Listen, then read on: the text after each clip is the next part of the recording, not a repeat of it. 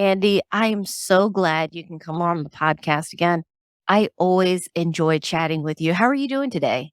I'm great, Al. It's great to be back chatting with you. I know we've known each other for a long time, so a lot of these conversations feel like just hanging out with a friend having a coffee. So, absolutely. Exactly. I feel the same way. And I think this is a great conversation to have, especially going into 2023. A lot of families are trying to reset things. We've had a crazy, to say the least, last couple of years. We've had to prioritize just making sure that everything is flowing. But I think we're all kind of taking a step back and hoping, hey, can I get back on track? Can I reset and pivot? And I saw this post episode and I instantly thought, okay, I have to have Andy on, which, which was talking about part time work and still having that time with the family. I think this is a conversation a lot of families want to have, but they're not sure how to go about it, right? Because full time work, that's understandable. Working from home, parents, remote work, got that. But how do you transition to part time work? I know for me, being someone who works part time as a career, I enjoy having the extra time. But let's be real, you can't just snap your finger and have it happen. So Absolutely. I'd love to dig into this. First of all, came up with this idea. Was this always a part of your financial journey?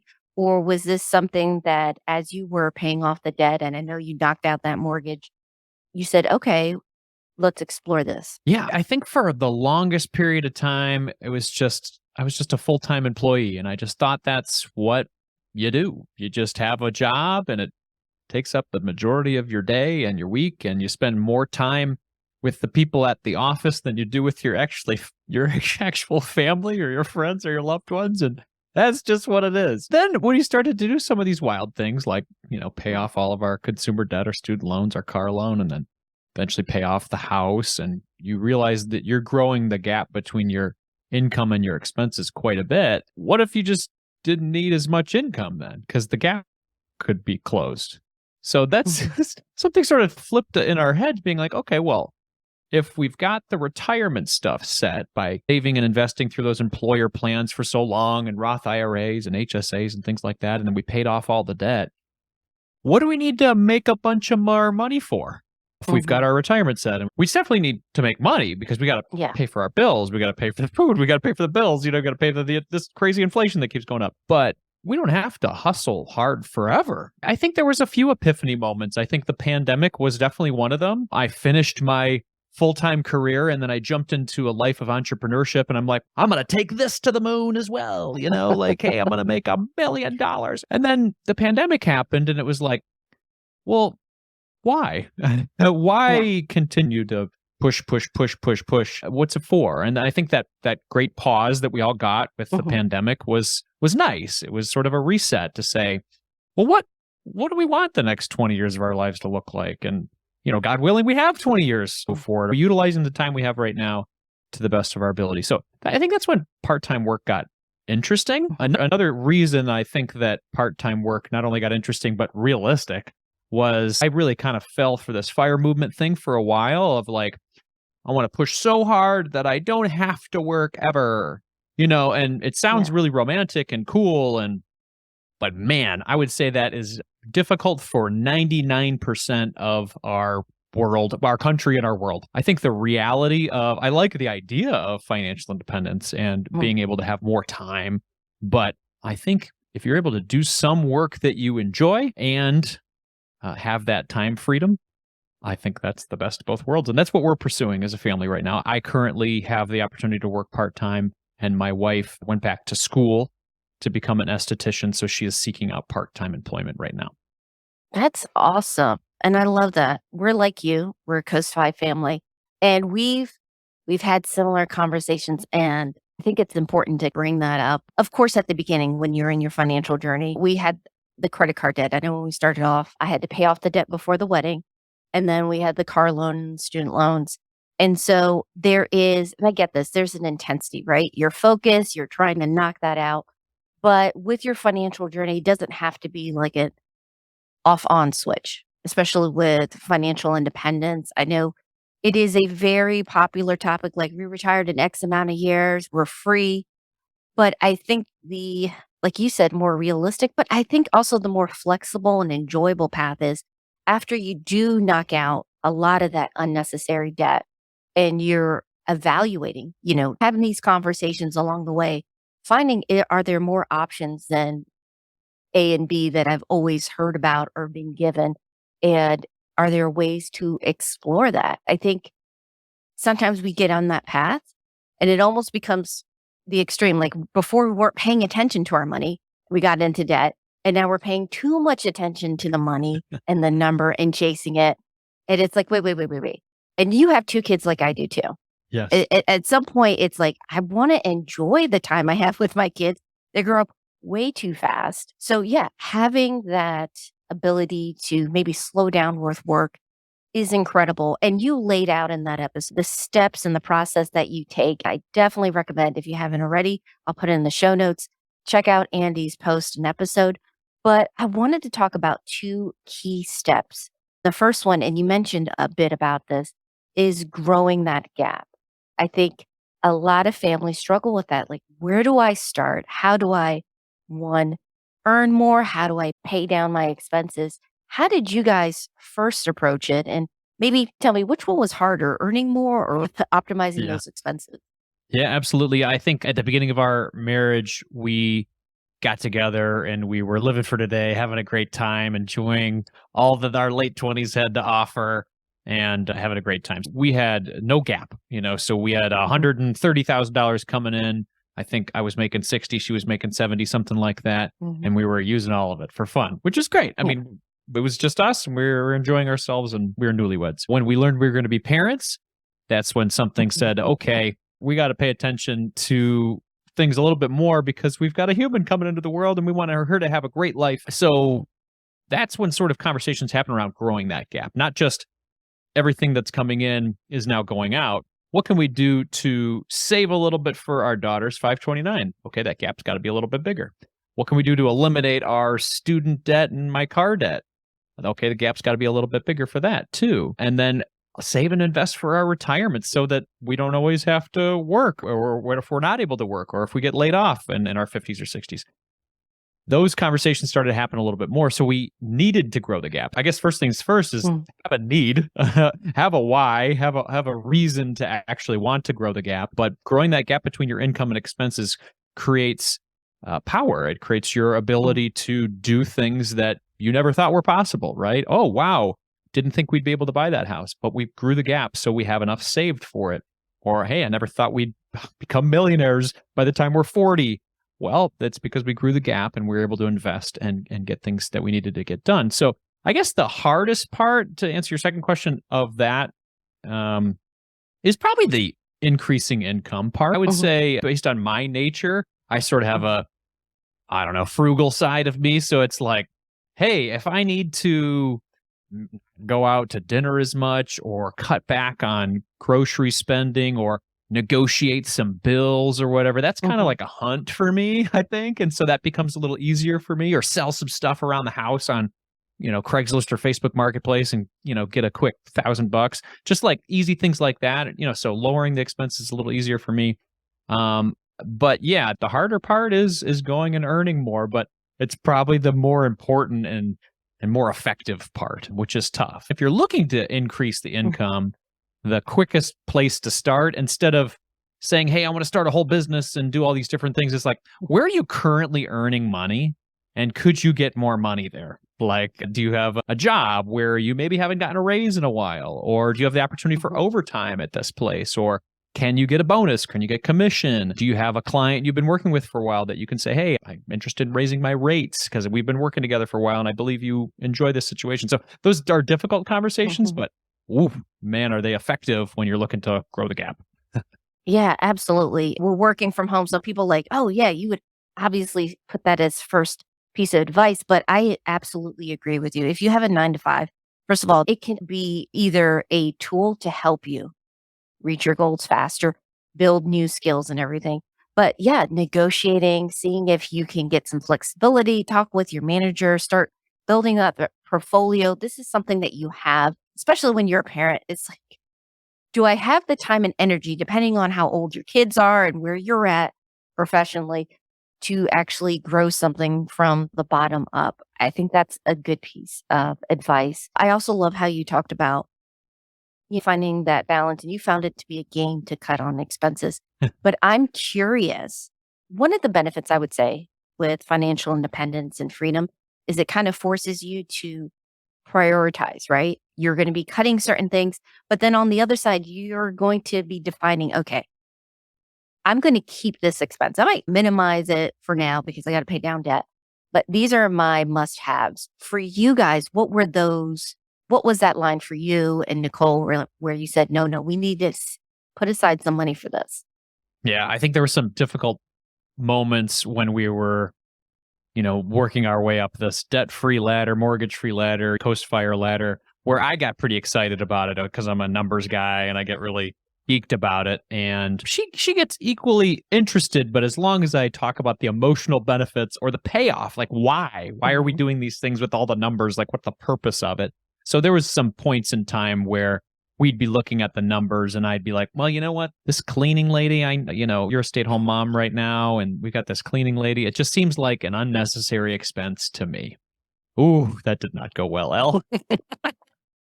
And you know what I didn't do? I didn't really empathize with her situation. She's got two kids at home Mhm. that she's taking care of. Maybe I think they were probably 4 and 2 at the time. Like really, I mean, beautiful kids, Yeah. but difficult, a lot of Kids are work, kids.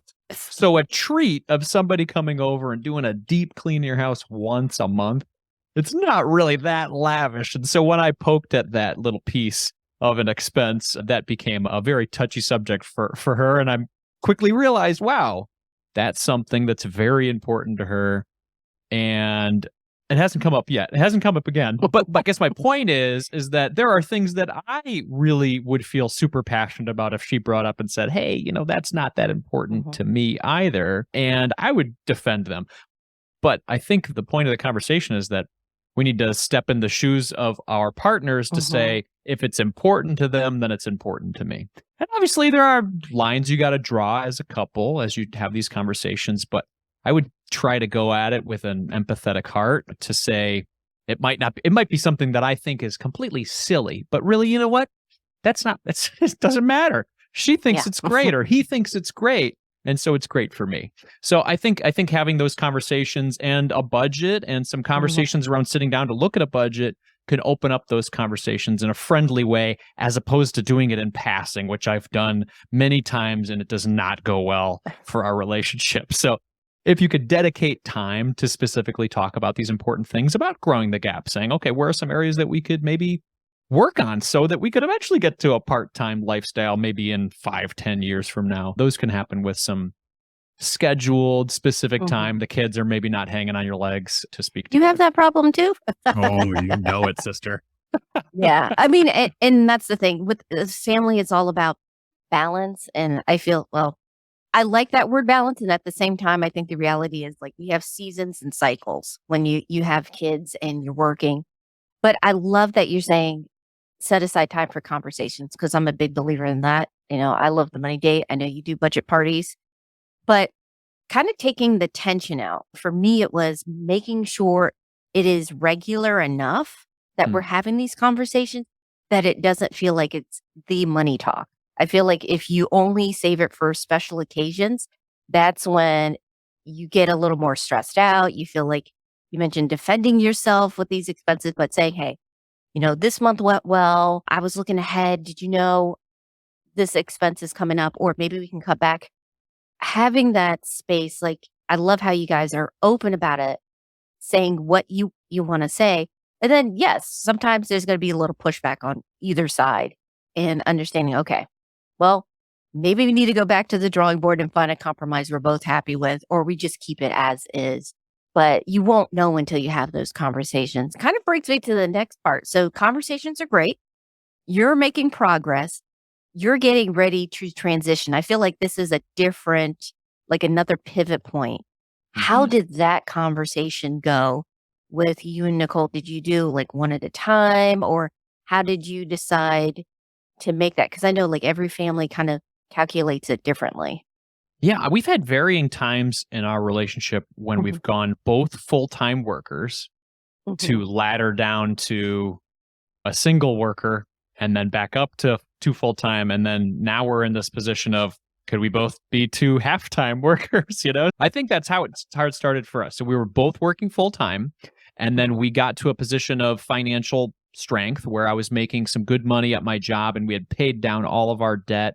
It was the point in time when we had our first child, and we figured, hey, Nicole could have the ability to work part-time. So that was sort of our step into it. That was much better than saying both of us are fully retired or one of us is fully retired or not working anymore. It's a step down, and it's a lot easier to get used to. Just like all these financial steps that we do, it's easier when it's in small incremental steps as opposed to being like, let's do it all right now, because it's very stressful. We went from 2 full-time workers down to 1 full-time worker and a part-time worker with Nicole, and then eventually full-time stay-at-home mom. So she did that for about 5 or 6 years. So we had 1 full-time worker. And with that, I'll be honest with you, and I've been honest with her about it too, it was stressful. It was stressful to own 100% of the financial responsibility. And I did it. I'm like, prideful. I'm working hard. I'm going to grow my income. But after a few 4 or 5 years, I'm like, and I kind of bottled that up a little bit, and I didn't really share it with her how I should have. And sometimes I would explode, and it would be no good. It would be one of those things where I'm like, well, you should know, but I didn't share anything with her. So that's when things like marriage counseling would really help us out, because our counselor would help us to say, well, Andy, all those things that you're thinking that you conveyed to her, you didn't. So let's have that forum to be able to have that conversation. So we found that, 100% of the ownership, the financial responsibility is tough, even if you're making good money. On her end, 100% of the parenting or the stay-at-home mom duties is also very stressful. We found a little balance after that act where I went down to leaving my corporate full-time job and being a part-time stay-at-home dad and a part-time business owner. And now we are both in that train. She's decided to go back to school and learn a new trade, because after finishing the stay-at-home mom thing, she went back to advertising, and it was like, this is not for me either. So now she's gone back to school to learn to be an esthetician, which is somebody who does like facials and things like that. And she loves it. So now she's seeking out part-time employment. So that'll be 2 part-time workers, which will make 1 full-time worker together, which is great, because it's like, okay, we are one collective here as a family. So we've gone essentially from 2 full-time workers down to now 1 full-time worker over the 12 years of our marriage, because we've done these things to grow the gap and have some financial strength. We're not saving as much as we used to at all, but because we're not saving as much as we used to, we now have the ability to own more of our time. Yeah, absolutely. I love this because you're kind of carving out your own path. You're finding, this is where I'm happy. This is the kind of mix, as you could say, with professional paid work, taking care of the kids, spending time with them. She's going back to school. And I love that she went back to work, realized it's not for her. And then she said, okay, let me find a different path. And you guys were able to work as a family and create a plan. And I think that's flexibility is what a lot of families are looking for. And while financial independence, a lot of stories might be shared about, oh, we retired in, 10 years, or we did this crazy side hustle and made 6 figures. I think the bigger takeaway are the stories where families are creating meaningful and memorable lives for themselves, however that looks for them. Maybe you do want to travel in an RV with your kids, or maybe you just want to stay put and be next to your family and have that network. There's so many different flavors to FI. And I think sometimes taking the word independence and just put freedom, just having some more freedom, whether that's money, but more importantly, in the end, time to spend with whoever or whatever you wanted to do. Yeah, that's a great point. I think the funny thing, and I think I'm part of the problem too, is it's hard to quantify what we're describing right now. So it's difficult to share and draw people in, because I think as humans, we really like to see something that you can measure. At least I do, where it's like, okay, paid off that much or saved that much by X age. It's something that we can quantify. Quantifying time ownership and quality time with family and quantifying happiness, that's a lot harder to do because it's personal. And there's not a lot of numbers associated with it. So I think the conversation we're having right now is a little bit more difficult to quantify. And therefore people are like, well, If it's not a $5 million net worth, what are you doing? Why are you working part-time? You could making more money. It's like, it's just hard to quantify. Yeah, exactly. Oh my goodness. I know we just like scratched the surface, Andy, and I would love to chat with you some more. But for those that are listening and watching, if you want to find out more, again, I'm going to link to that incredible post, but you should, if you haven't already, subscribe to Andy's podcast, Marriage, Kids, and Money. It is a holistic approach. It's not just retiring and becoming financially independent, it's enjoying the journey as well. And for those of you that are on Facebook, if you're kind of looking for a community of like minded families that are trying to find that balance, who are trying to enjoy the journey as well as the destination, don't forget Andy and I and Andrew have a Thriving Families group on Facebook. And so for 2023, after the episodes comes out on Wednesday, if you want to talk about anything and have any questions, I will take your questions on Thursdays. All you have to do is go to simplifyandenjoy.com/FB and it will take you straight there. Thank you so much, Andy. I thank you so much. Thanks for having me, Al. I appreciate it.